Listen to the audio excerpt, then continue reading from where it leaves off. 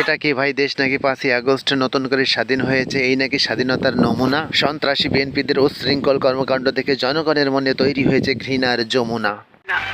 একদম ঠিক কথা। বিএনপি মানেই লুটপাট, সন্ত্রাসী, চাঁদাবাজ। 5ই আগস্ট তাদের মুখোশ খুলে গিয়েছে আর শুরু করে দিয়েছে পৈশাচিক কাজ।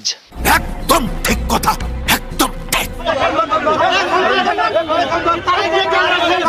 হিরো আলম যাই হোক, কেন তাকে মারবে? সে তো রক্ত মাংসেরই মানুষ। বিএনপি যদি আবার বাংলার ক্ষমতায় আসে, সব লুটপাট করে খাবে। হে বাঙালি, কবে ফিরবে তোমাদের হুঁশ? একেবারে মনের কথাটা বলেছেন ভাই। নিরীহ হিরো আলমকে বিএনপির 10-12 জন কর্মী মিলে মারধর করছে। অথচ বছরখানেক আগে হিরো আলমকে আওয়ামী লীগের কর্মীরা মারধর করার কারণে মুখ খুলেছিলেন মির্জা ফখরুল ইসলাম আলমগীর সাহেব। ওই হিরো আলমকে পর্যন্ত তারা সহ্য করতে পারে না।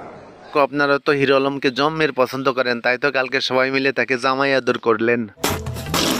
যারা হিরো আলমকে তাড়িয়ে দিয়েছে, এইখানে আরেকটা কথা আছে। শুধু তাড়িয়ে দেয়নি, তাকে বাইরে এসে রাস্তায় মাটিতে ফেলে তাকে পিটিয়েছে বেধড়ক।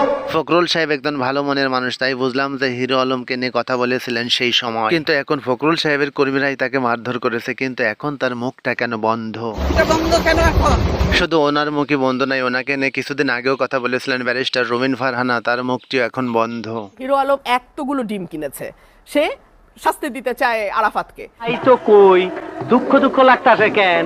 এবং সে বলছে আমার গায়ে যখন বাড়ি পড়ছে আমি জানি ব্যথা কোথায় লাগছে, এটা তো ভাই আপনারা জানবেন না। রুমিন ফারহানার মুখটা এখন বন্ধ হয়ে গেছে, কারণ তার কর্মীরাই অপকর্ম করেছে। আপনি কি এখন মুখটা বন্ধ কেন?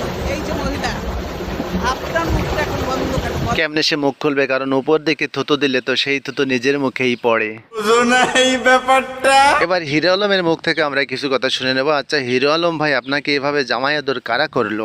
বিএনপি লোকেরা মারধর করলো। জালা জালায়ের বাসি নে বাপু, কিছু কিছু কুলাঙ্গারের বাচ্চারা এখনো কবে এটা আওয়ামী লীগের সাজানো একটা নতুন নাটক। Right you are. আমরা মনে করেছিলাম দেশ স্বাধীন হয়েছে। হ্যাঁ ভাই, আমিও তো সেই একই কথা মনে করেছিলাম যে আমরা একটা স্বৈরাচার আওয়ামী লীগকে সরাইছি, দেশ স্বাধীন হয়ে গেছে এবং স্বাধীনভাবে চলবো। কিন্তু আমরা দেশ স্বাধীন হয়নি। কেমনে স্বাধীন হবে ভাই? আওয়ামী লীগ আর বিএনপি সে তো একই মুদ্রার এপিট আর ওপিট মাত্র। দেখেন না, সুযোগ পাওয়া মাত্রই ওই অরাজকতা শুরু করেছে বিএনপি সর্বত্র। আজকে বিএনপির লোকেরা আজকে যে হামলা শুরু করলো, তাতে কি মনে করছেন দেশ স্বাধীন হয়েছে? একটা ঘোড়ার 10টা ডিম হয়েছে, তাই ছাড়া হয় নাই কিছু। আপনার দেশ ক্ষমতা না পেতে আজকে এরকম দাপট দেখাতেছেন। দেশ ক্ষমতা আপনাদের হাতে আসলে আপনারা কি করবেন? বাতিদা বেশি কিছু করবে না নে, তাই সাধারণ জনগণের মাল লুণ্ঠন করবে নে, এর মিল ওর ফ্যাক্টরি সব দখল করবে নে, লঞ্চ ঘাট খেয়া ঘাটে চাঁদাবাজি শুরু করবে নে, টেলিভিশন চ্যানেল দখল করবে নে, আর দুর্নীতিতে পরপর 5 বার চ্যাম্পিয়ন হওয়ার চেষ্টা করবে নে। তাই বিএনপির কার্যকলাপ দেখে ভিপি নূরকে এই প্রথম বিএনপির বিপক্ষে কথা বলতে দেখা গেল। কিন্তু দুঃখের বিষয়, এই ক্ষমতায় যেতে না যেতেই বিএনপি নেতা কর্মীদের চেহারার বদল আমরা দেখতে পাচ্ছি। বিএনপি তো আগাগোড়াই সন্ত্রাসী সংগঠন, তা ওদের কাছ থেকে এর চেয়ে বড় কিছু আর কি বা আশা করা যেতে পারে? বিএনপির বাইরে বিকল্প জোট হবে, বিকল্প শক্তিকে নিয়ে এককভাবে নির্বাচন করা হবে।